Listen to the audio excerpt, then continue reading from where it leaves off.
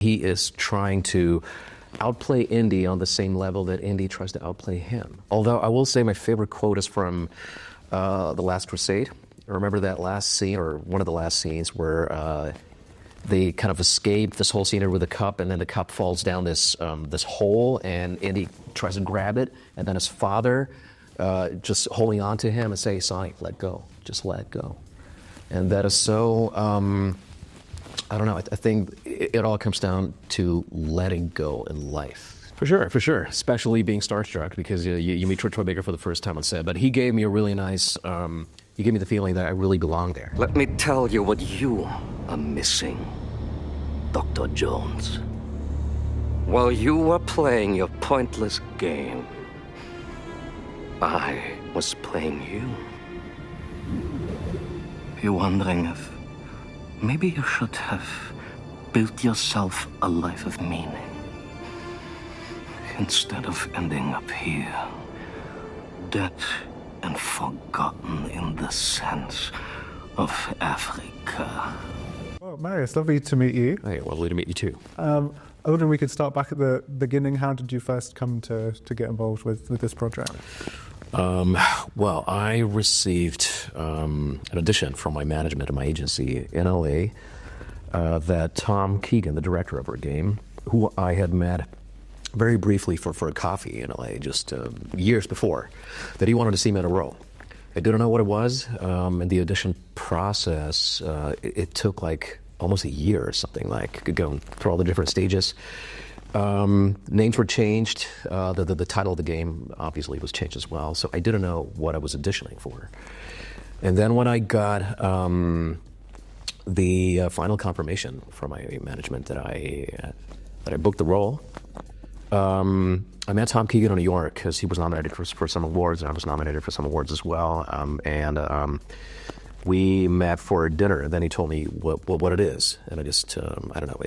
I was struck because big title, and then finding out that I'm going to play alongside Troy Baker, who I was a big fan of before. It was just incredible. So this is how I sort of like landed this role, but it took almost a year, so it was a big process. Oh, wow. And when you were auditioning, so was it just like kind of like generic scenes with no kind of giveaways of what it? It was very edgy. I had a feeling that this is going to be probably something big. Not that big though, but the character, the way he was written, it was very hardcore, very edgy. And I was like, I don't know what this is about, but I love it. I love it. And and the rest is history. I mean, the guys from Bethesda Machine Games obviously liked it too, and yeah, super grateful that it all worked out. Amazing. And then kind of from there, what is the first things you learned about the character and just starting to kind of piece it together? Like, sure. I mean, well, there's certain things that come into play that you have to keep in mind when you are part of a big IP. There's already like pre-existing movies, so you got to stay in the realm of Indiana Jones. You can't reinvent the IP, right? Especially not in this case, because chronologically it's set between the first and the third movie. So there are some references for sure. So you got to do all the mindset work of the character, the indoctrination, this like sinister realm where he comes from, morally speaking. This is the work of an actor you got to do, and then of course finding out the personal objectives, because it's not only about he's not representing an ideology only. Like he has his very own personal objectives. So you got to filter that. You got to understand what is this guy about, and then at the end of the day, you realize he's not that different from Indy. They're both highly obsessed people. I would say two sides of the same medal. Nice. And did you and Troy get to work a lot together on the stage, or were you kind of separate for a lot of the story? Or? No, we got to rehearse a couple of times, but we were both very prepared by the time we got to meet for the first time on set. So once the camera was rolling, we pretty much knew what we were going to do, but it's still a creative process with Tom Keegan, the director, who gave really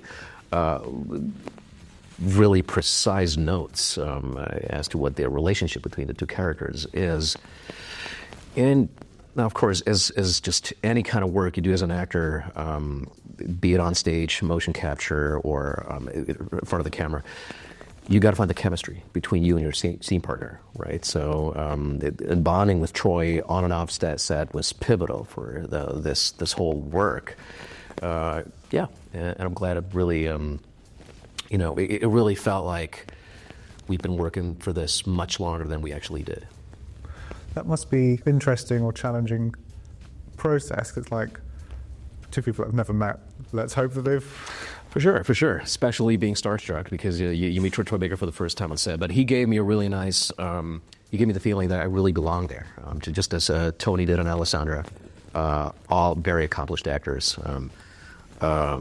He gave me the feeling, hey, dude, you already convinced me. Don't push it. Let's just be the characters. And that helped me just take off all the weight of my shoulders, being part of this big IP, because you do feel a responsibility of, having to serve the whole narrative of this Indiana Jones story. But it didn't feel like it. It was very chill and easy going. Nice. Yeah. And can you tell me a little bit? It's always interesting interviewing someone before we've had a chance to play the full game, so your character is still kind of shrouded in mystery a bit for me. What can you say about him and his intentions and what he wants? Well, Voss, he's a total antagonist in the game. He's the guy you're going to be playing against. He's very manipulative, very smart. Just as Eddie, he likes to use his brain and psychological capabilities much more than he likes to use violence. Although it's the ultimate ratio. If nothing works, of course, he's a guy of power. He will use that against you. But he is trying to outplay Indy on the same level that Indy tries to outplay him. So this is what I think is very interesting. But he's a very he's a very sinister guy, right? Let's make no mistake here, who is willing to, just use extreme measures to get what he wants.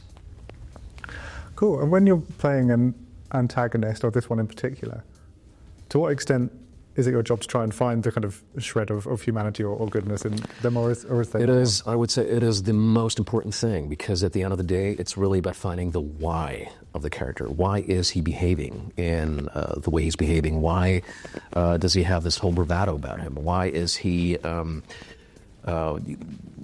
where does all this come from? And ultimately, it comes from a place of insecurity, not feeling loved, not feeling seen. I think this is something we all can relate to in some way. And you got to break it down psychologically to this very, very, very deep core of human nature, right? So, and even Voss, who appears to be this larger-than-life kind of sinister figure, he's very human at the end of the day. Cool. And are there particular scenes and moments you're particularly excited to having out there in the world once the game is out? I can't really talk about them because it would be spoiling too much, but I can say this, that the best has not been shared yet online. So anyone who's going to play the game, I mean, you can really look forward to playing the game. There's going to be epic scenes and epic story plots and twists and all that stuff you are looking forward when playing this type of game. It will be, I think, an incredible experience for everyone. And you mentioned the films at the start. Sure. Have you got personal favourites out of the films or things you're particularly inspired by? I would go with Raiders of the Lost Ark, just because it was the first movie that I have seen, the first Indiana Jones movie, of course. And it had a big impact on me when I was a kid, when I was a teenager. I was like 11 or 12 when I first saw that. And it's just this introduction to this whole saga, right? And it's just amazing. Although I will say my favorite quote is from The Last Crusade. I remember that last scene, or one of the last scenes, where they kind of escape this whole scenery with a cup, and then the cup falls down this hole, and Indy tries to grab it, and then his father just holding on to him and say, "Sonic, let go. Just let go." And that is so... I don't know. I think it all comes down to letting go in life. That's such an inspiring thing. And thank God Indy does let go and chooses life over his obsession. This is the one moment where he's like, okay, it's not worth it. I love that. I love that quote. Favorite quote ever.